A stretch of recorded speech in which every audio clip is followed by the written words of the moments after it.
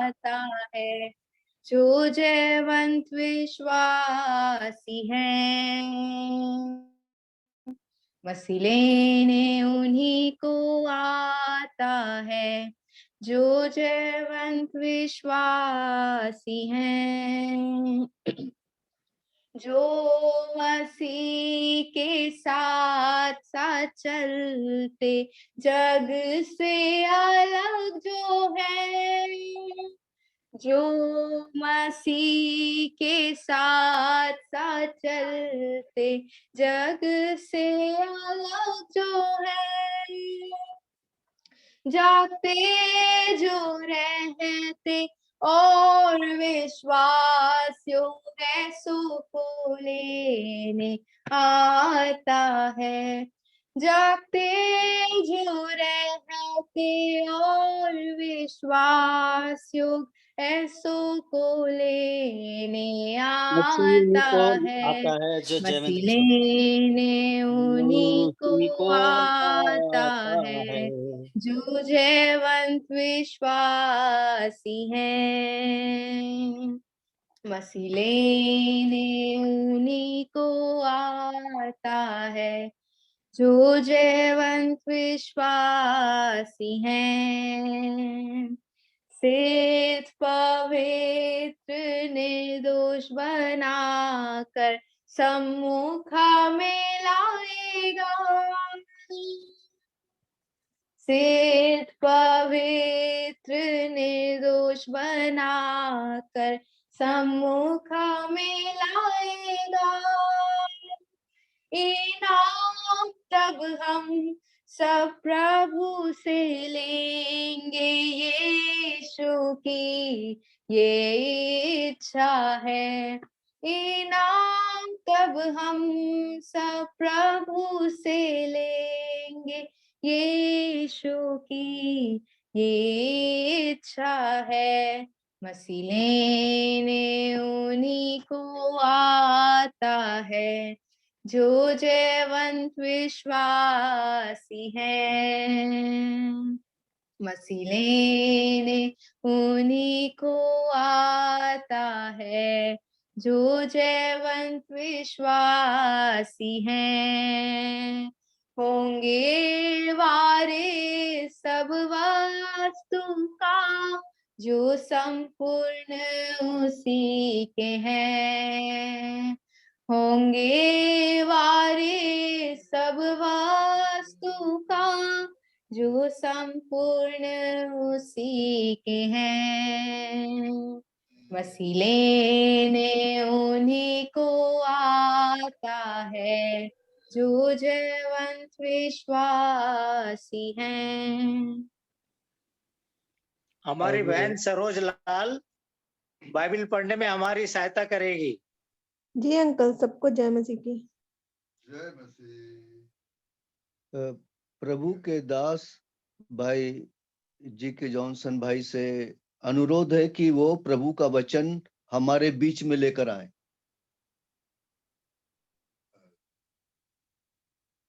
आइए हम लोग आज प्रभु का वचन हम लोग देखेंगे। मत्ती का 24वां अध्याय। दादा आपका फोन अनम्यूट करना पड़ेगा। मत्ती 24 और उसकी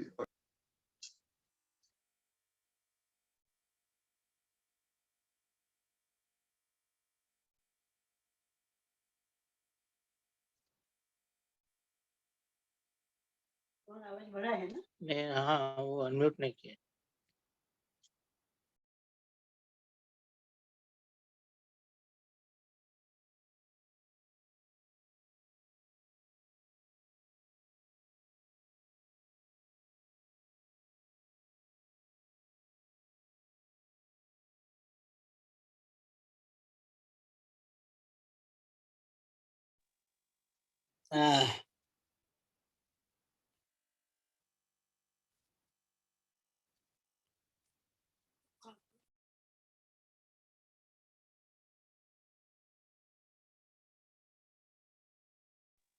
आवाज क्या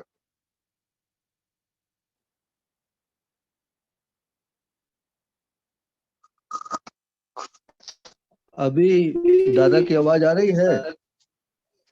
जी जी बोलिए। नहीं आ रही। हाँ हाँ हेलो। आवाज आ रही है, हाँ, आवाज आ रही है?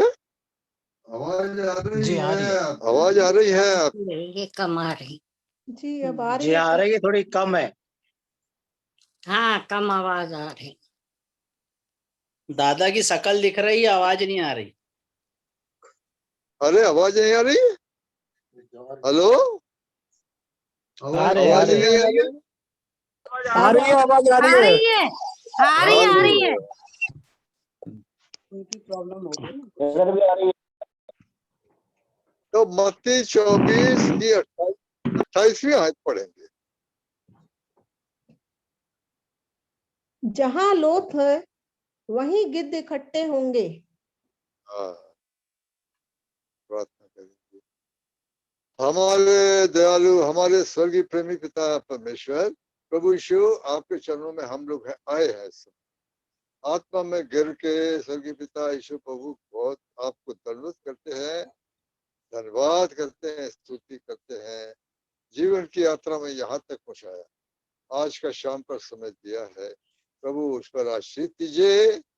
हम लोग आपकी आवाज सुनने आए हैं। अभी हम लोग के लिए जो संदेश है तो विनती करते हैं आपके आत्मा के द्वारा प्रभु आप दे दीजिए। तो प्रेमी पिता, हमारी प्रार्थना है कि विचार और शब्द भी आपकी ओर से और हम लोगों को समझने का मन भी आप कीजिए। तो हमारी प्रार्थना विनती सुनिए, हमारा धन्यवाद ग्रहण कीजिए। प्रभु यीशु के नाम के द्वारा से लाए हैं, आमीन। मत्ती 24 का 28 फिर से पढ़ेंगे। जहां लोथ हो वहीं गिद्ध इकट्ठे होंगे।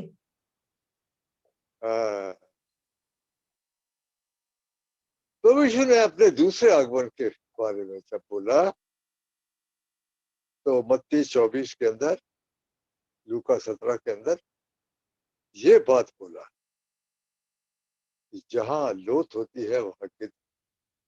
आसमान में अगर गिद्ध उड़ रहे हैं तो क्या पता लगता है? आसमान में अगर गिद्ध उड़ रहे हैं तो ये पता लगता है कहीं ना कहीं कोई मरे हुए जानवर की लोथ पड़ी है, तो उसके खाने के लिए उठते हैं।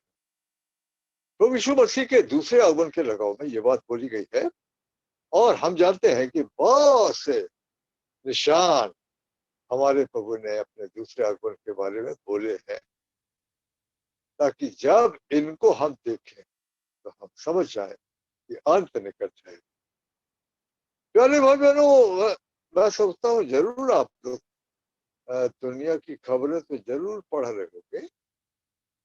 अभी हम देख रहे हैं दिन पर दिन प्रभु यीशु के दूसरे आगमन की भविष्यवाणियां बढ़ती चली जाती है और तेजी के साथ बढ़ती।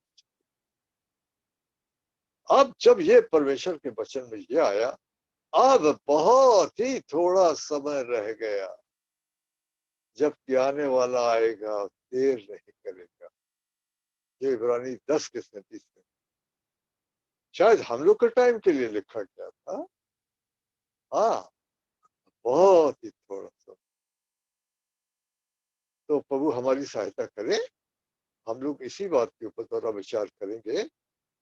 और याद रखिए, हम जो प्रभु के लोग दुनिया में हैं इस समय, हमारे लिए प्रभु यीशु मसीह का ये दूसरे आगमन का जो विषय है हमारे लिए सबसे प्यारा और सबसे इम्पोर्टेंट होना चाहिए, होना चाहिए। ये बड़ी घटना, हम लोग इसी के लिए बचाए गए थे। काफी समय हो गया, प्रभु यीशु ने, हमारे प्रभु ने बोला मैं आऊंगा, I will come again to receive you, तुमको लेने के लिए मैं आऊंगा, है ना। आपको टाइम आ गया। अब जो लोग प्रभु यीशु से प्यार करते हैं और जो लोग उसके प्रकट होने को भी हमने गाना गाया, जो उसके आने को प्रिय जानते हैं, वो लोग रात रात दिन इसी पर ध्यान देते हैं। कितना रात रह गई? यशायाह 21 के 11-12 में पूछा है, ए पहरुए, रात का क्या समाचार है? रात की क्या खबर है? हमारे अंदर भी वही होना चाहिए ना। क्या हम लोग दुनिया में बड़े सुखी लोग हैं? नहीं, हमारे प्रभु ने बोला संसार में तुमको क्लेश होता है। हम लोग संसार में कोई सुखी लोग नहीं है। प्रभु ने बताया दूसरा तिमोथेयुस 3:12 में, जितने लोग मसीह यीशु में भक्ति से जीना मांगते हैं सब सताए जाएंगे। हाँ, ऐसी दुनिया तो ये देखते हैं। एक्चुअली सारी दुनिया प्रभु के लोग के विरोध में है। किसकी बात आप करो, है ना? तो यहाँ पर हम आते, तो हमने देखा था अब ये प्रभु यीशु मसीह का दूसरा आगमन में के टाइम पे हम लोग आ गए। और कैसे टाइम पे आ गए? कोई साल बोलेगा? नहीं, साल भी नहीं बोल सकते। महीना बोलेगा? महीना भी नहीं बोल सकते। हम तो दिनों घंटे में आ गए, दिनों घंटे में आ गए। अब आप देखिए, आप सपन्या नबी को निकाल, कौन सा नबी? सपन्या नबी को निकाल, और उसका हम लोग पहला अध्याय थे, बड़ी तेजी के साथ सपन्या 1:14 पढ़ती।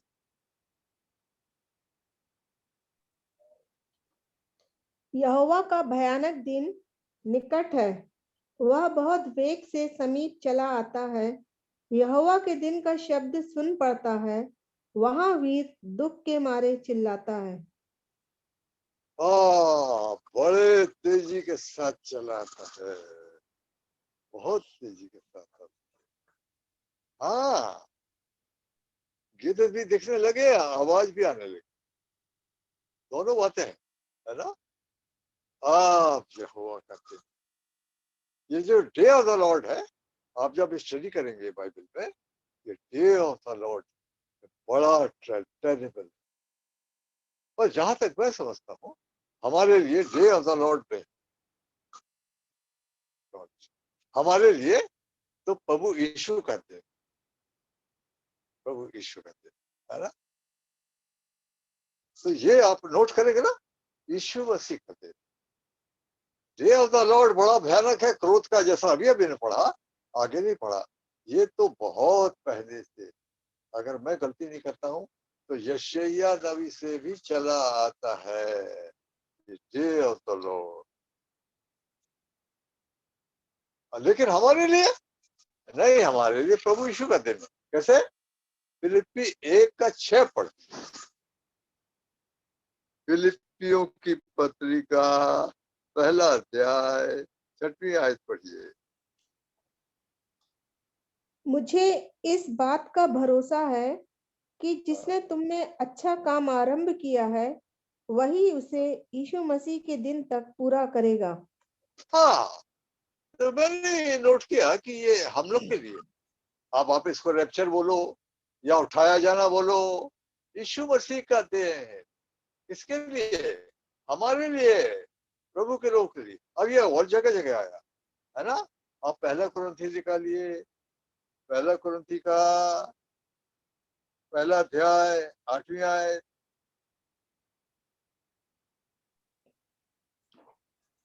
वह तुम्हें अंत तक दृढ़ भी करेगा कि तुम हमारे प्रभु यीशु मसीह के दिन में निर्दोष ठहरो। हाँ, अच्छा, नोट करते जाइए ना। दूसरा कुरिन्थी 1:14 पढ़िए। दूसरा कुरिन्थी 1:14। जैसा तुम में से कितनों ने मान लिया है कि हम तुम्हारे घमंड का कारण हैं, वैसे ही तुम भी प्रभु यीशु के दिन हमारे लिए घमंड का कारण ठहरोगे। हाँ, तो कितने कितने और रेफरेंसेस थे। अच्छा, एक रेफरेंस और देख लीजिए, कौन सा? फिलिप्पी 2:16 पढ़ दीजिए।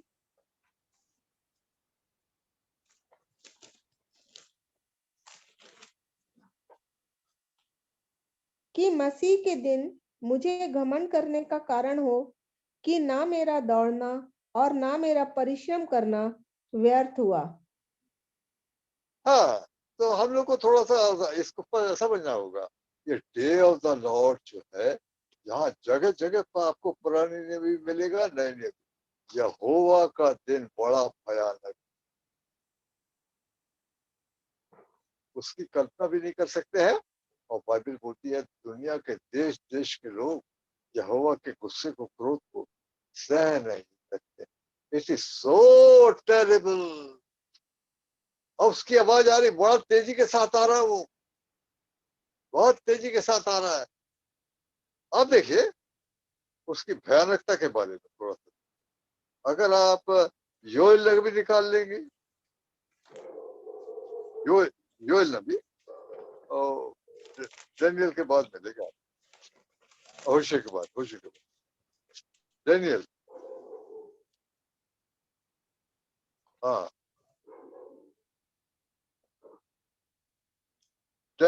योएल नबी पहला अध्याय 15वीं आयत। उस दिन के कारण हाय, क्योंकि यहोवा का दिन निकट है, वह सर्वशक्तिमान की ओर से सत्यानाश का दिन होकर आएगा। बहुत टेरिबल। अच्छा, आप जो खबरें सुन रहे होंगे, उन खबरों में आपको क्या लग रहा है? भाई आने वाली जो घटनाएं हैं उनकी परछाई तो पड़ने लगी है और उनकी चर्चा भी हम सुनने लगे, है ना। अभी थोड़ी देर पहले मेरे को किसी ने बोला ये देख लीजिए जरा, ये इसमें वीडियो में ये भेजा है आपकी, क्या अरे क्या क्या लड़ाई के हथियार दिखा रहे हैं। हमारे प्रभु ने 4 चीजें बोला था। क्या बोला था? तुम लड़ाइयों बलवों की चर्चा सुनोगे, अच्छा, और जगह जगह बड़े बड़े भूकंप होंगे, और मरिया होंगी, और अकाल होगा। सब चीजें दिखाई देती हैं। It's only the beginning. ये सिर्फ शुरुआत है, क्योंकि अभी प्रभु के लोग, हम लोग दुनिया में है। मैंने बताया क्रोध हमारे लिए नहीं है, नो नो।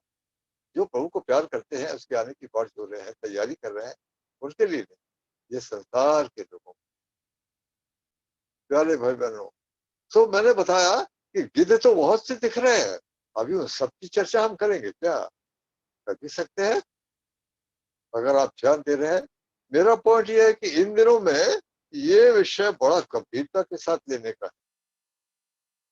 मैं नहीं जानता हूं पर हमारे अंदर, आपके अंदर कैसा है, पर हमारे अंदर ये विचार कि प्रभु यीशु आ रहे हैं, ये बड़ा मुख्य और बड़ा इंपॉर्टेंट होना और बड़ा प्यारा विषय होना। अब बात कर रहे थे कि भाई ये तो 10-11 बज रहा था, हम लोग बैठे बात कर रहे थे। मैंने कहा भैया जैसे जैसे समय आएगा ना, और तो रात भर बैठे रहेंगे, रात भर बैठे रहेंगे। अच्छा, दूसरी बात ये कि मत्ती 25:6 आप पढ़ते हैं, उसमें प्रभु ने क्या बोला? मत्ती 25:6 पढ़िए। आधी रात को धूम मची, देखो हाँ, दूल्हा आ रहा है, उससे भेंट करने के लिए चलो। तो क्या ये शुरू शुरू नहीं हो गया क्या? क्या जगह जगह से ये नहीं बोला जा रहा? बोला तो जा रहा है, पर क्या और भी कोई चीज आने वाली है ऐसी? क्यों कि मैं सोचता हूं कि अभी जिस हिसाब से बोला जा रहा है, उससे तो सब विश्वासी तो नहीं लगता कि जगह, कईयों की रफ्तार तो वही है। मेरा मतलब अभी जो पुकार हो रही है, हम लोग सुन रहे हैं, इंटरनेट वगैरह में आ रहा है, जगह जगह से बोला जा रहा है, लोग सुनने के लिए उत्सुक हैं प्रभु के दूसरे आगमन के बारे में। This is very good. क्यों बोलते? पहले तो सेकंड कमिंग की चर्चा बहुत कम होती थी। अच्छा, हालांकि बड़ा इंपॉर्टेंट विषय था, आपने तो देख लिया। अरे चेलों की कलीसिया, चेलों के बाद जो प्रभु के यीशु के उठाए जाने के बाद जो कलीसिया बनी, उसमें क्या जगह जगह सेकंड कमिंग की बात नहीं हुई? बिल्कुल, किसी ने बताया, वो लोग तो ऐसे ही सोच रहे थे कि उसी के उन्हीं के टाइम पे आ जाएंगे। और उससे बोला देखो भाई, पत्नी से छूट गया है तो वही रहे। शादी के लिए भी इनकरेज नहीं कर रहा था, टाइम थोड़ा रह गया बोलता था। इसीलिए आत्मिक जीवन बड़ा अच्छा था उन लोगों का। हाँ, ऐसे तैयार सेवा में, प्रभु के लिए जीने में, प्रभु के लिए दान देने में, और बड़े खुश थे, है ना। ये आशा जो हम लोग होते हैं, ये केवल विश्वासी पापी के लिए नहीं है, ये उद्धार नया जन्म पाए लोगों के लिए ये आशा प्रभु ने दिया है। अब देखिए पहला पत्रस पहला अध्याय 3 आयत पढ़िए।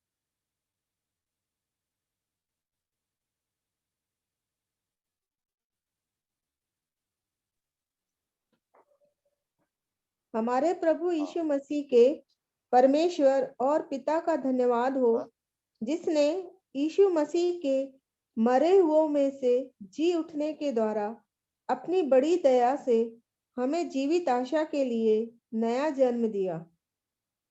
हमको नया जन्म दिया।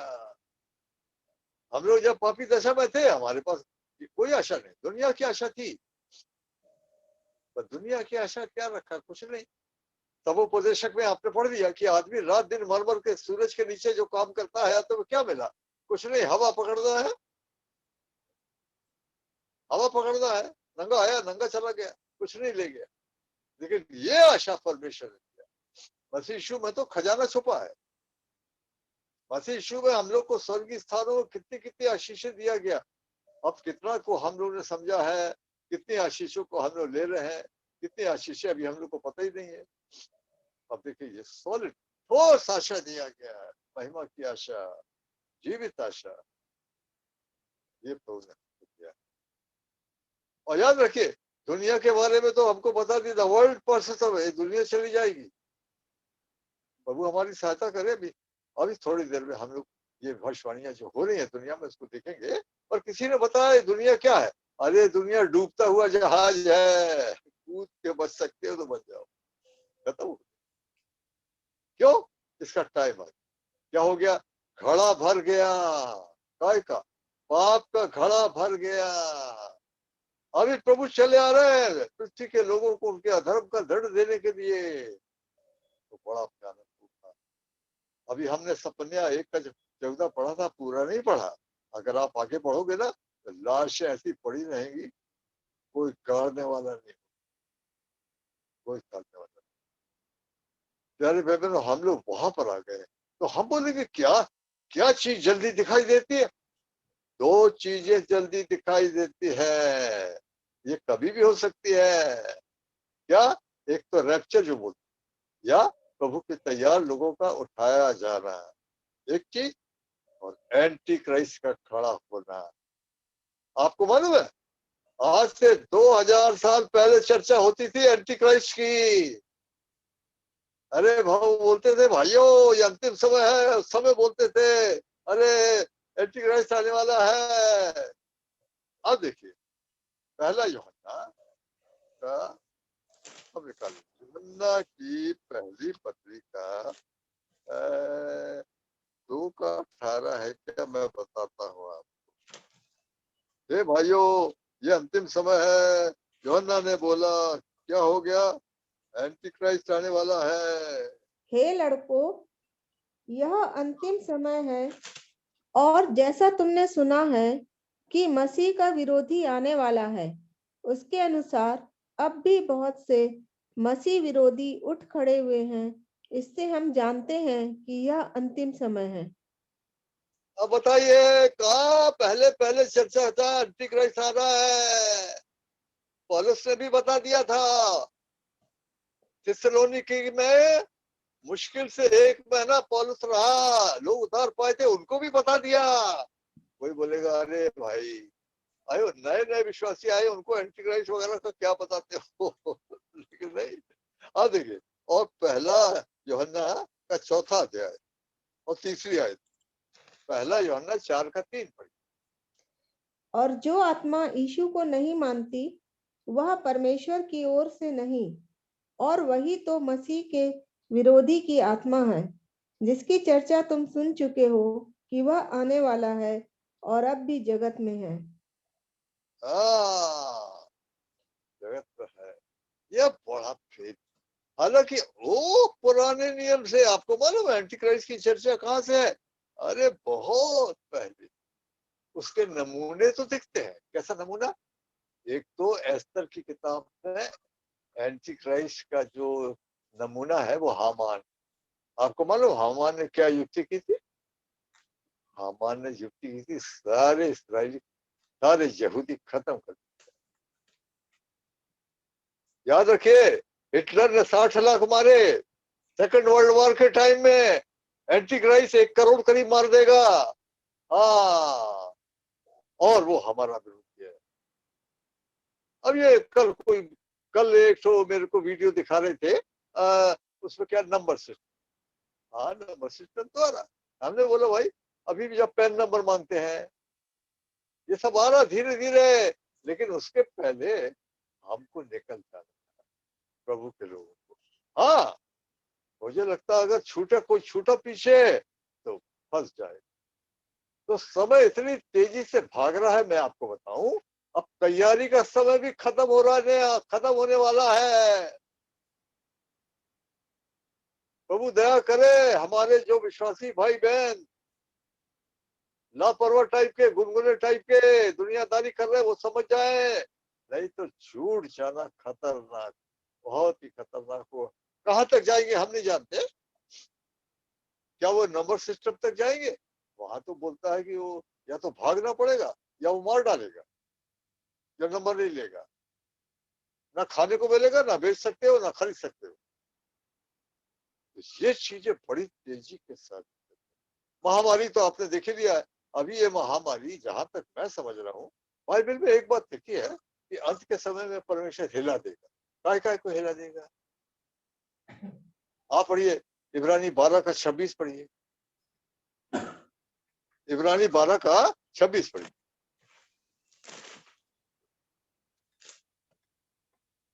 उस समय तो उसके शब्द ने पृथ्वी को हिला दिया, पर अब उसने हाँ। यह प्रतिज्ञा की है, एक बार फिर मैं न केवल पृथ्वी को वरन आकाश को भी हिला दूंगा। आकाश किसको बताते? पृथ्वी को तो पृथ्वी के लोग हैं। ए भाइयों, तुम जो स्वर्गीय बुलाहट में भागीदार हो, ये तो प्रभु के लोगों को बताते। तो प्रभु अपने लोगों को हिला क्यों? अभी बहुत ही प्यारे भाई बहनों, ऐसी चीजें हैं हम लोग के जीवनों में जो ऊपर जाने लायक नहीं है, उनको यहाँ निकलना चाहिए। इसके पहले कि प्रभु मेरे और आपको ऊपर ले जाए, हमारे जीवन में वो चीजें जो ऊपर जाने लायक नहीं है, वो निकलना चाहिए। कोई पुरानी आदत है, कोई पाप है, कोई लालच है, कोई घमंड है, कोई जलन है, किसी को क्षमा नहीं किया, किसी के संबंध ठीक नहीं है, आज्ञा नहीं मानते हैं, आधी मानते हैं, आधी नहीं मानते हैं, ये सब चीजें जाना चाहिए। हाँ होना ना, तुम मेरे सामने खड़े होने के लायक। मैं जहां तक समझ रहा हूँ, मेरे को भी कोरोना हुआ। अभी पिछले साल 5-6 महीने में बड़े कष्ट में था, बहुत कष्ट में था। कोरोना ठीक नहीं हुआ, कूल्हे की हड्डी छूट गई। धन्य हो प्रभु। बाइबल में लिखा है वो आदमी क्या ही धन्य है जिसको प्रभु ताड़ना देते। और हमारे प्रभु ने बोला, देखो मैं जिसको प्यार करता हूँ ना, उसको मैं ताड़ना झाड़ता भी हूँ और कोड़े भी लगाता हूँ। तो हम बोलेंगे बहुत धन्य लोग हैं। क्यों? हम लोगों को प्रभु तैयार, एक तो हमको तैयार होने को बोल, बी रेडी। आपने देखा, लेकिन क्या हमारा प्रभु तैयारी में नहीं है? उसको नहीं मालूम मेरा बच्चा है, इसके जीवन में ये ठीक नहीं है, ये समझ में नहीं आ रहा है इसके। हाँ, तो बाइबल बोलती है नहीं, वो संकट में कान खोलता है। हाँ, जब मैं कोरोना में पड़ा था और इस संकट में, तो मेरे भी कान खोला, अरे ये ठीक नहीं है, ये तू ठीक नहीं है, ये ठीक नहीं है। हाँ प्रभु, क्या है ये हिला रहा, तैयारी कर रहा है। वो चीजें जो हिलाई नहीं जाती, वो हम लोग के अंदर होना चाहिए।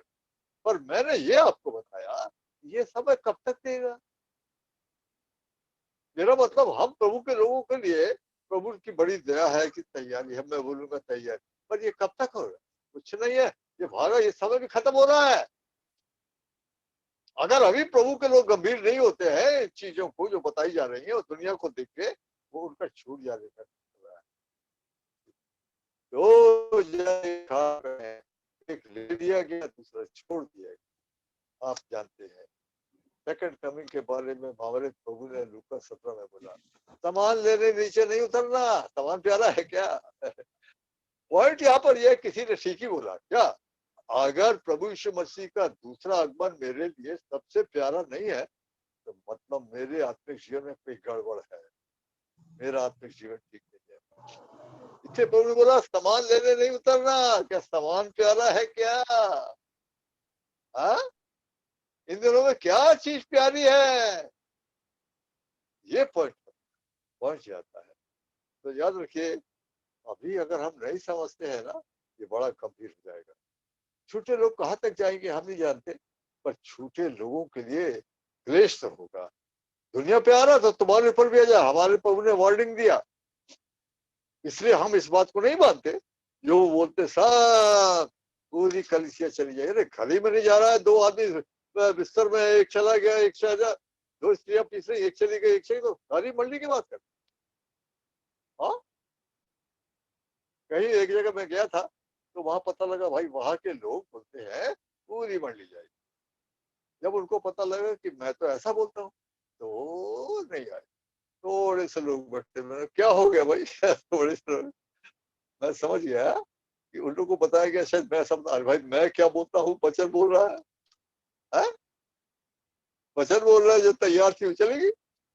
मत्ती 25:10 में आपने देखा 5 कुंवारियां जो तैयार थी चली गई। आपको याद है ना, ये 10 कुंवारियां विश्वासी है। अब यहाँ पे धोखे में नहीं आना, इसको फील्ड बाइबल भी बोलती है 5 नॉमिनल है, नहीं नहीं नॉमिनल नहीं है।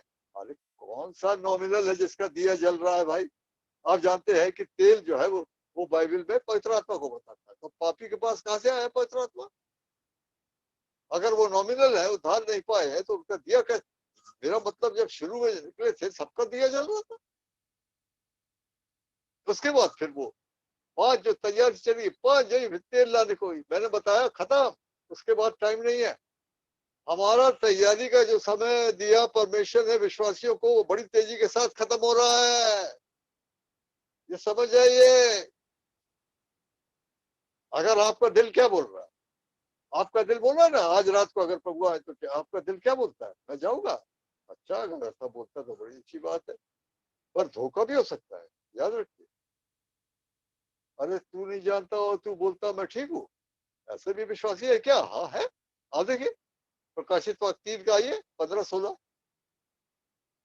प्रकाशित 3 का आप, वो क्या सोचता हो, तो प्रभु का लोग है वो, लौदीकिया वाले हम ही लोग हैं। 3 का 14-15। लौदीकिया के कलीसिया के दूत को यह लिख, जो आमीन और विश्वास योग्य और सच्चा गवाह है और परमेश्वर की सृष्टि का मूल कारण है, वह यह कहता है कि मैं तेरे कामों को जानता हूँ कि तू ना तो ठंडा है और ना गर्म। भला होता कि तू ठंडा या गर्म होता। और आगे, इसलिए कि तू गुनगुना है और ना ठंडा है और ना गर्म, मैं तुझे अपने मुंह में से उगलने पर हूँ। ये ऐसा टेस्ट पसंद नहीं है। विश्वासी आते हैं जाते हैं, इतना वचन देने से काम ही नहीं होता। एक कान से आया वो कान से निकल गया, रफ्तार ज्यों की त्यों। मन लगा है प्रॉपर्टी में, मन लगा है पैसे में, मन लगा है दुनिया में, कोई जीवन में गंभीरता नहीं दिखाई देती है। पर वो क्या बोल रहे हैं? अरे मैं तो धनी हो गया। 17वीं आयत पढ़।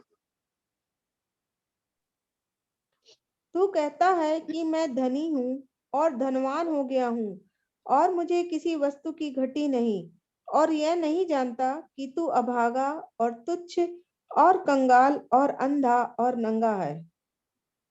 बताइए वो क्या बोल रहा है? अरे आई एम ऑल राइट। अरे बाइबल के बहुत से भेद मेरे को मालूम है। हाँ, मैं पुराना विश्वासी हूँ, मेरे को कोई घटी नहीं है। लेकिन प्रभु क्या बोल रहे? मैं तो बोलता हूँ ऐसा शब्द तो पुरानी 6 कलीसियाओं के लिए इस्तेमाल नहीं किया गया। क्या? अरे तू नंगा अंधा है, नंगा है, कंगाल है, फिर भी बोल रहा है, फिर भी बोल रहा। देखो अगर कोई मांगता है तो अभी भी ऐसा भी आदमी भी ठीक हो सकता है। अगर मैं और आप इस कैटेगरी में आते हैं, अंधा नंगा कंगाल, अभी भी टाइम है। हमारा प्रभु बड़ा दयालु है, वो सबको ले जाना मांगता है। क्या उसको दुख नहीं होगा कि उसके कुछ बच्चे छूट गए पीछे और क्लेश में चले। हम अनंत जीवन को आते क्या, अनंत जीवन तो देगा, उठा देगा, बोला आखिरी दिन उठाऊंगा। यूहन्ना 6 में 4 बार आया, क्या मैं अंतिम दिन में जो विश्वास करता है मैं अंतिम दिन उठाऊंगा। अंतिम दिन तो वहां आया, क्या छोड़ो, अभी पहला अंतिम दिन की बात नहीं करते। मेरा पॉइंट ये है, यहाँ उधार नहीं जाएगा, पर क्या होगा, क्लेश में फंस गया। लूत की स्त्री आग में नहीं जली, नमक का खंभा बन। ये पीछे छूटे हुए अगर मैं और आप छूट गए तो क्या होगा, अरे वही होगा जो दुनिया पे आ रहा तो हमारे ऊपर भी आएगा। हम मरेंगे अकाल में, हम मरेंगे लड़ाइयों में, हम मरेंगे भूकंपों में, आएगा। तो ये तो कोई आदर की बात नहीं। प्रभु आ रहा, मैं आ रहा हूं लेने के लिए, जो तैयार थे उनको लेने आ। मेरा पॉइंट ये है कि तैयार बोला, दुल्हन ने तैयार कर लिया, तुम भी तैयार हो। क्यों? क्योंकि तुम ना तो दिन जानते हो ना घंटा, पर क्या जानते हो, ये तो समझ जाना चाहिए ना। क्या समझ जाना चाहिए, अरे टाइम आ गया। बाइबल बोलती है मूर्ख लोग नहीं समझते टाइम को। ये बुद्धिमान टाइप के जो कुआरियां है वही जानती है कि समय आ गया। हाँ, दिन भले नहीं मालूम हो, लेकिन समय आ गया, मेरा प्रभु आने वाला है। अब देखिए तमोपदेशक 8:5 पढ़िए। तमोपदेशक 8वां अध्याय 5वीं आयत।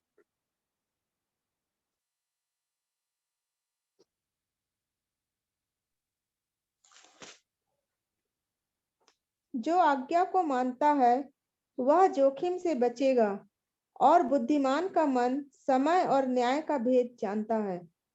ये बुद्धिमान।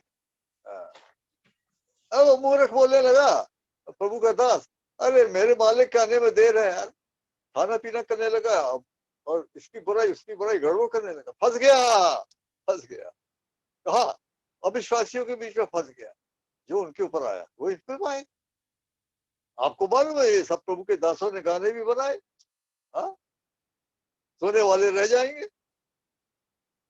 मेरा पॉइंट ये है कि हमको समझ में आ रहा टाइम, उसके हिसाब से तैयारी होती है। हाँ, अभी वो बोल रहा था, मेरे को किसी ने भेजा, बोले आपको भेजा है ये क्या, अरे रशिया अमेरिका वगैरह सब लड़ने की तैयारी कर रहे हैं और 3rd वर्ल्ड वॉर की बात हो रही है, ऐसा। हाँ, आपको मालूम है कि आजकल की लड़ाई में क्या होगा। आजकल की लड़ाई में अगर मैं गलती नहीं करता हूं ना, 1 घंटे में 200 करोड़ करीब आदमी मर गए।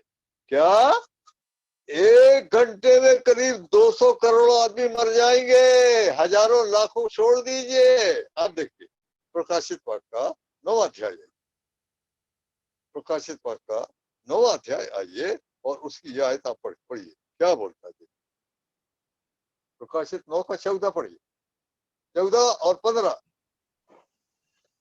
मानो कोई 6वें स्वर्गदूत से जिसके पास तुरही थी कह रहा है, उन 4 स्वर्गदूतों को जो बड़ी नदी फुरात के पास बंधे हुए हैं खोल दे। वे चारों दूत खोल दिए गए जो उस घड़ी और दिन और महीने और वर्ष के लिए मनुष्यों की 1/3 के मार डालने के तैयार किए गए थे। अरे भाई, साल है, साल का एक महीना है, महीने का एक दिन है, दिन का 1 घंटा है। 1 घंटे की लड़ाई में क्या हुआ, 1/3 700 करोड़ पे 1/3 कर लो आप, करीब करीब 200 करोड़ से ऊपर आदमी 1 घंटे में मर गया। अरे ये कैसा हो गया।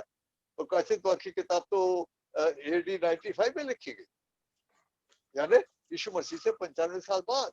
उस समय तो तीर तलवार भाला से लड़ते थे। तीर तलवार भाले से तो दुनिया की क्या है, एक नगर के लोग नहीं मरेंगे। तो मालूम, तो परमेश्वर को मालूम था क्या बना ले।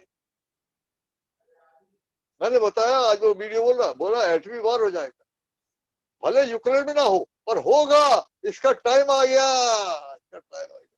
सब देश के लोग अपनी तैयारी दिखा रहे हैं। मैं जो पेपर देखता हूँ यही देखता हूँ पेपर, हमारा भारत भी बता रहा है इतना कर देगा। सब जगह युद्धाभ्यास चल रहे हैं, मेरे पास ढेर सी कटिंग है, वही दिखाने लगे ना तो आपको आधा घंटा 1 घंटा लग जाए। सब देश तैयारी कर रहे हैं, युद्धाभ्यास हो रहा है, समुद्री अलग हो रहा है, हवाई अलग हो रहा है, जमीनी अलग हो रहा है, क्या हो रहा है? भारी तैयारी है।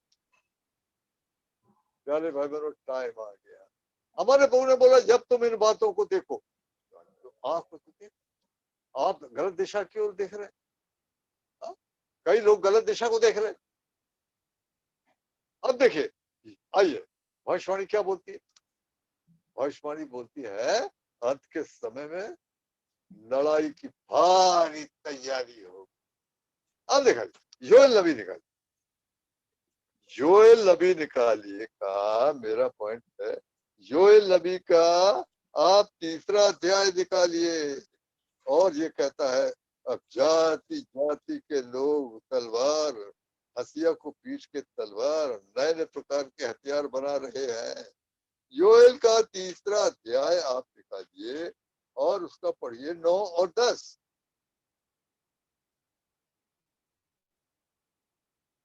योएल 3 का 9-10।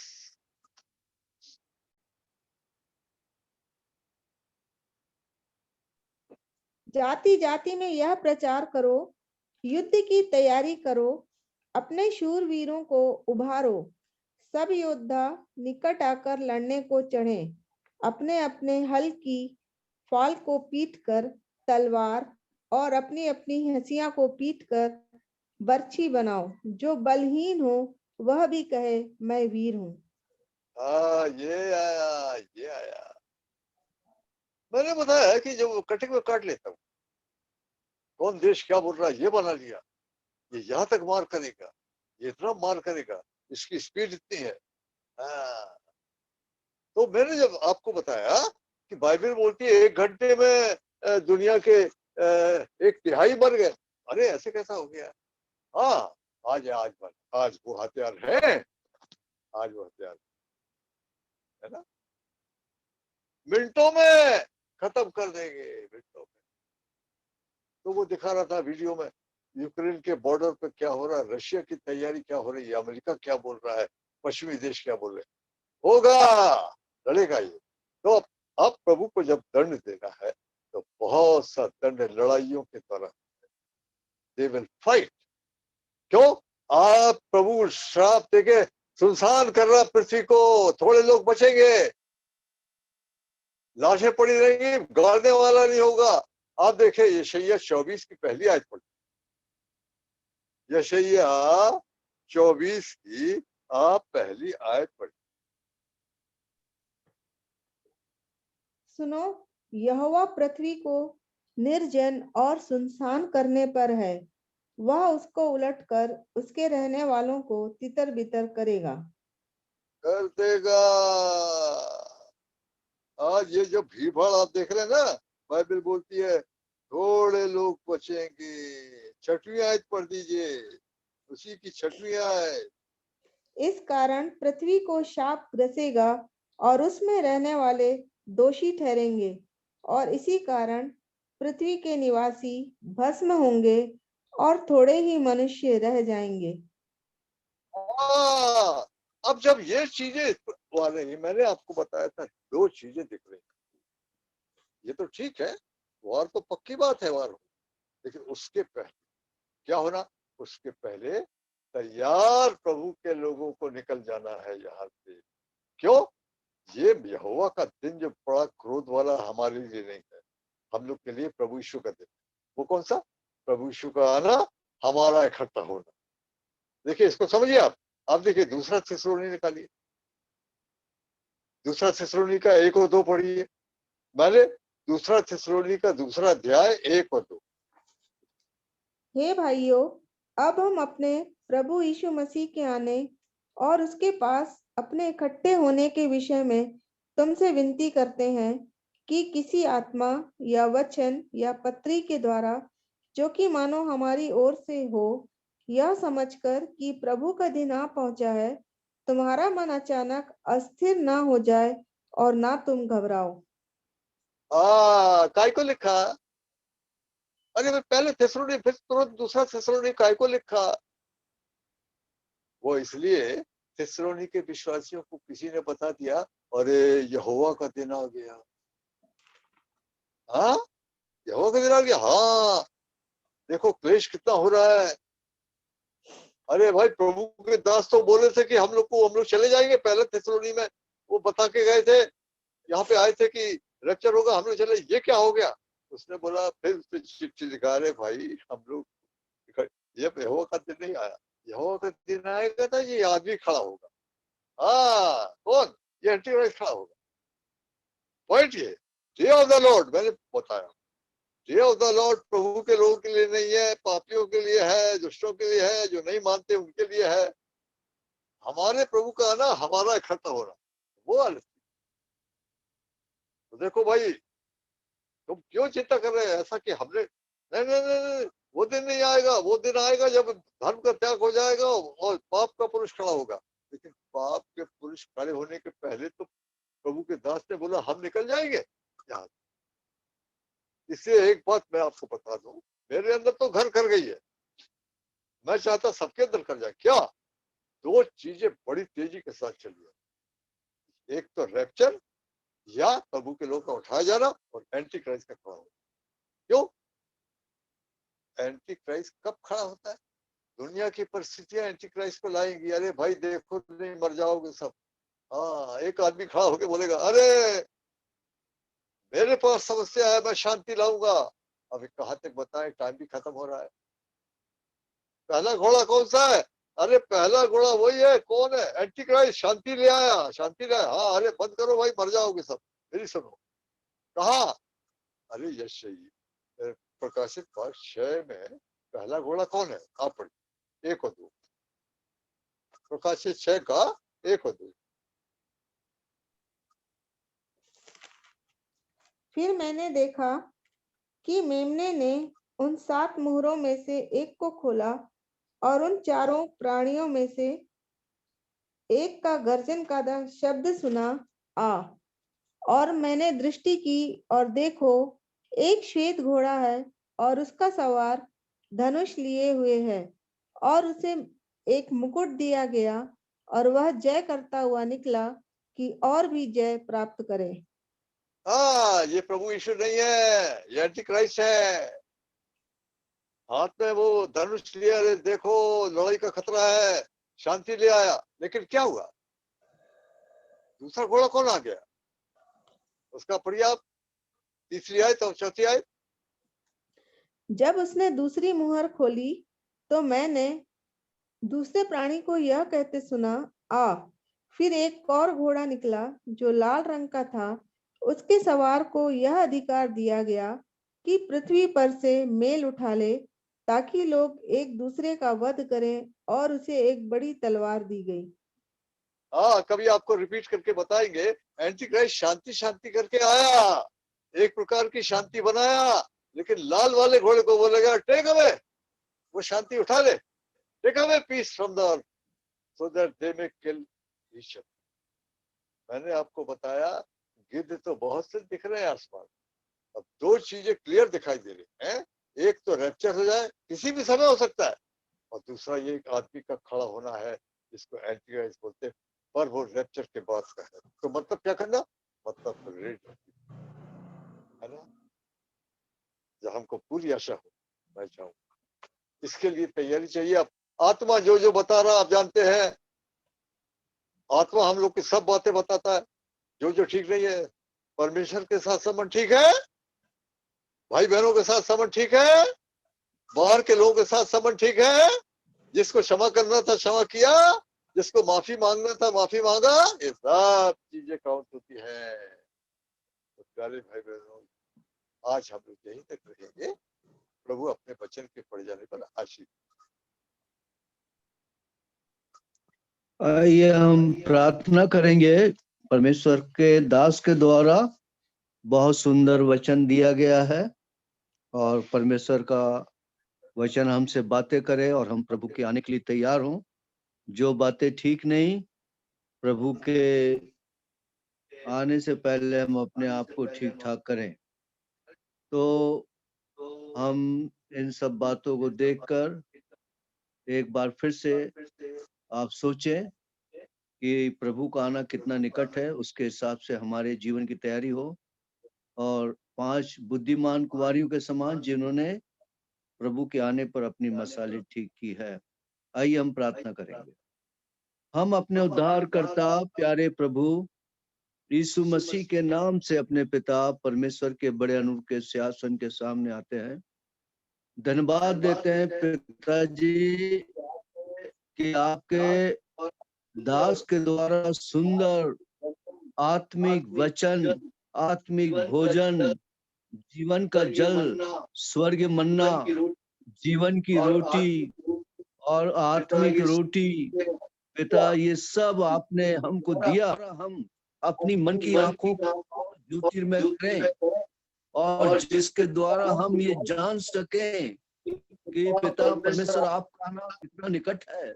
सभापदेशक 8 और 5 के अनुसार बुद्धिमान व्यक्ति समय को पहचानता है कि पिताजी हम बुद्धिमान बने और सारी बातों को जो संसार में होते देख रहे हैं, लड़ाई और लड़ाइयों की चर्चा और बलवा, जाति पर जाति चढ़ाई कर रहे हैं, और ये सब चीजें महामारी, बीमारी, अकाल और कई चीजें आपके वचन के आधार पर हो रही है। इससे हमें मालूम पड़ता कि पिताजी समय बहुत ही थोड़ा रह गया, आने वाला आएगा, देर नहीं करेगा। पिताजी हम जितने भाई बहनों ने आपके जीवित वचन को सुना है, हम अपने जीवन को संभालें, हम अपने जीवन की रक्षा करें, हम अपने जीवन को तैयार करें और हम आपके आने की बाद जोने वाले बने। तो पिताजी सारे भाई बहनों की बड़ी सहायता करें, मदद करें, यही प्रभु आपसे विनती करते हैं। पिता परमेश्वर उन भाई बहनों के लिए विनती करते हैं जो बीमार हैं, विशेषकर सिस्टर जोशुआ के लिए पिता अपने घायल हाथ को बढ़ाकर छूकर उनको चंगाई दीजिए। बुढ़ापे के समय पिताजी उनको स्वर्गीय बल दीजिए और पिता परमेश्वर उनके दुर्बल शरीर को और पिता अपनी जीवटी सामर्थ्य से भरिए, हर प्रकार से उनकी सहायता करें, मदद करें और पिता आपका अनुग्रह उन पर बना रहे। और वैसे ही बहन अनिला जो बीमार है, पिताजी अपने घायल हाथ को बढ़ाकर छू के संपूर्ण चंगाई दीजिए। और प्यारे पिता परमेश्वर, अब तक प्रभु जी और भी जो हमारे बीच में जो लोग बीमार हैं, दुखी हैं, परेशान हैं, पिताजी उनकी परेशानी को दूर करें, उनके दुखों को दूर करें और पिताजी अपने घायल हाथ को बढ़ाकर छू के संपूर्ण चंगाई दीजिए, क्योंकि पिता आप चंगाई करने वाले परमेश्वर आप हैं। आज तक प्रभु आपने हमको संभाला और इस रात्रि का पूरा भार आपके घायल सामर्थी हाथों में सौंपते हैं। इस रात में हम सबकी रक्षा पाली कर, आप तो मांगने से बढ़कर समस्त बाहर करने और देने वाले परमेश्वर हैं, पुकारने से पहले उत्तर देने वाले परमेश्वर है, अद्भुत रीति से सहायता करने वाले परमेश्वर है और आपके कान धर्मियों की प्रार्थना की ओर लगे रहते हैं। तो प्रभु जी आप इस प्रार्थना को और धन्यवाद को अपने उद्धारकर्ता प्रभु यीशु मसीह के नाम से चढ़ाते सुनो, ग्रहण कर। आमीन। आमीन। प्रभु के दास से विनती है कि वो आखिरी मैं आमीन। आशीष दे।